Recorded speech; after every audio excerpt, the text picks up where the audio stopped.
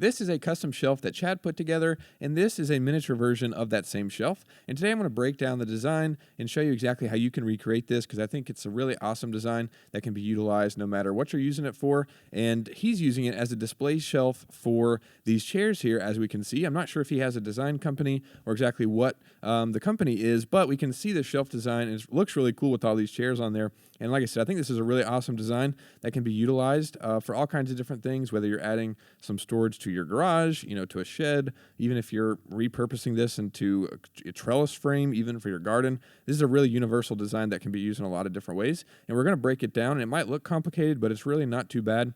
And we're going to break down and talk about it. So first of all, this is made entirely with 3/4 inch electrical conduit, which you can get off the shelf at Lowe's, Home Depot, Ace Hardware, and different home improvement and hardware stores. And essentially, he's using that tubing. It's because it's really easy to work with. You can cut it to different dimensions and sizes using a handheld pipe and tube cutter. And then those pieces of conduit are connected together with steel fittings that we manufacture in upstate South Carolina, and we ship those all over the country, and people make all kinds of really awesome projects just like this shelf.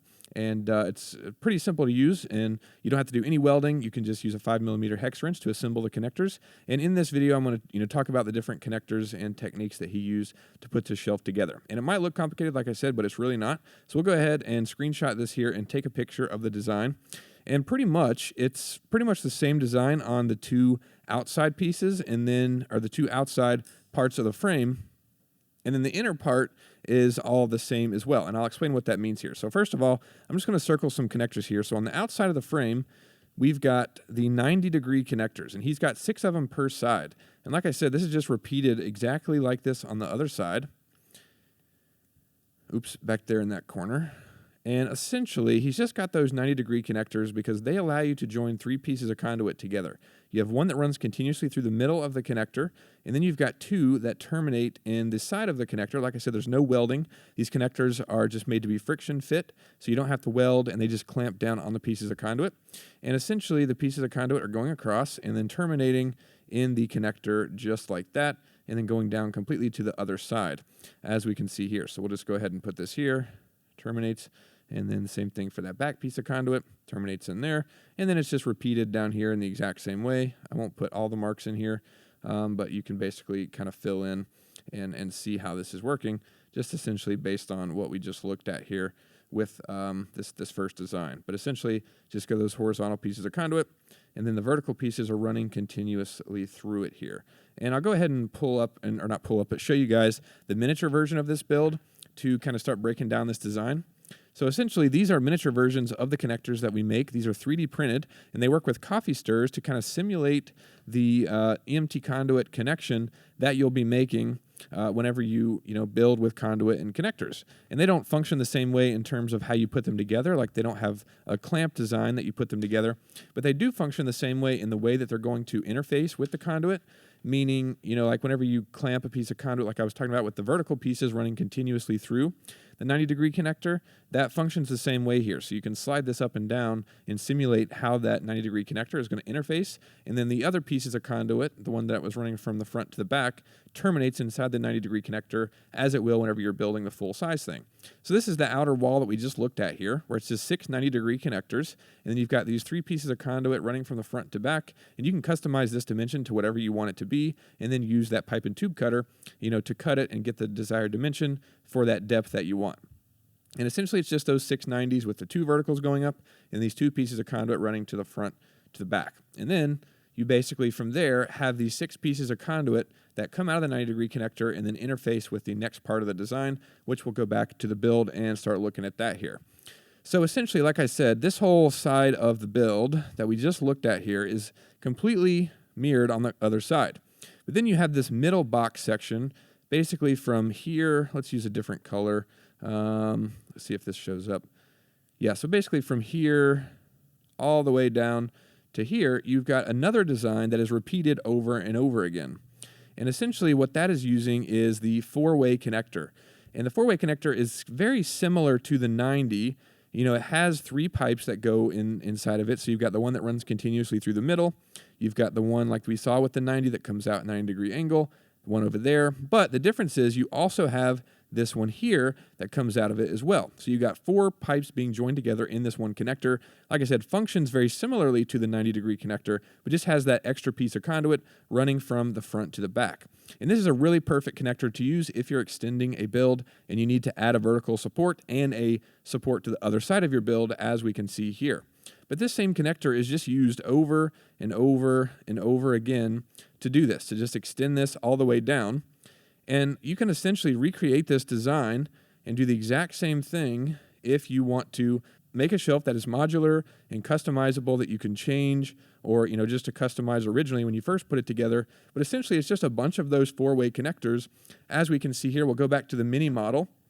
So like I said, you've got these 6 pieces of conduit that are going to come out of the 90-degree connectors. Those are going to connect and join to these 4-way connectors. Like I said, it has the vertical pipe running continuously through the middle of them, as we can see here. And you've got the piece that runs out. This will go to the other 90 on the wall that we just put together. Then this will go to keep on going.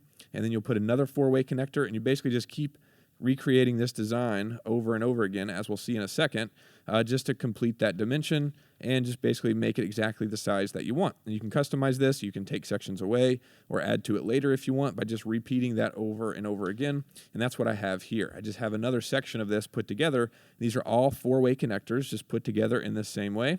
And essentially, you'll just add those in, as we can see here. It might be kind of difficult to do all 6 of these pipes at once. But essentially, you'll just add these in, as you can see, and you just extend your build as much as you want. And then you've got the outer wall, like we said, with the 90s. And if this is the exact dimension that you want, you could put this 90-degree wall here and then put one on the other side, of course, and you could finish that off if that's the dimensions that you want.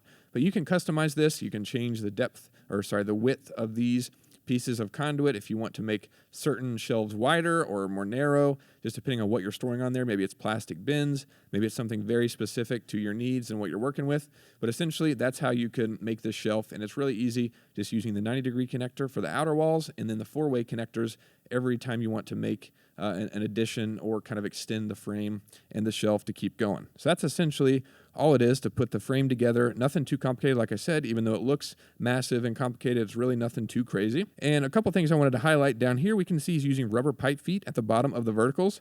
That's going to help keep the metal conduit, the exposed ends, from scratching up the carpet. I guess it won't scratch the carpet, but it could rip up the carpet or kind of pull the threads out. But if you've got hardwood or cement floor or something like that, you don't want it to scratch the floor, you can put those rubber pipe feet, and they help a lot. And they also keep it from sliding on cement floors or any slick surface, really. So that's really helpful.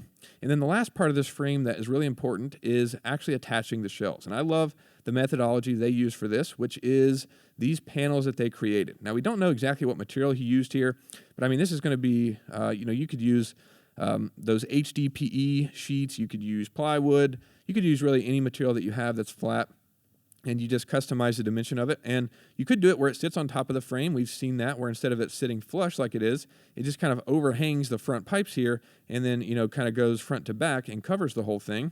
But the way they have it, where it's flush mounted, is awesome. And the way they achieve that is using a really inexpensive piece of hardware. This is the one-hole strap. And if you just flip that over and, attach the material to, basically it's just hooking onto the conduit, and then there's a flat surface that the material is just sitting on, and then you can drill a screw in from the bottom up through the hole that's pre-drilled there into that material, and that's how you can attach those. And it actually makes a quick release panel as well, so you could pop those out if you wanted to, or you could just leave it installed as it is there, and you've got a nice shelf. And that's essentially how the whole thing is put together, and that's how the materials are attached. And then here is the finished shelf that is really cool, really customizable. Let's say they add 2 more designs and they want to just extend this.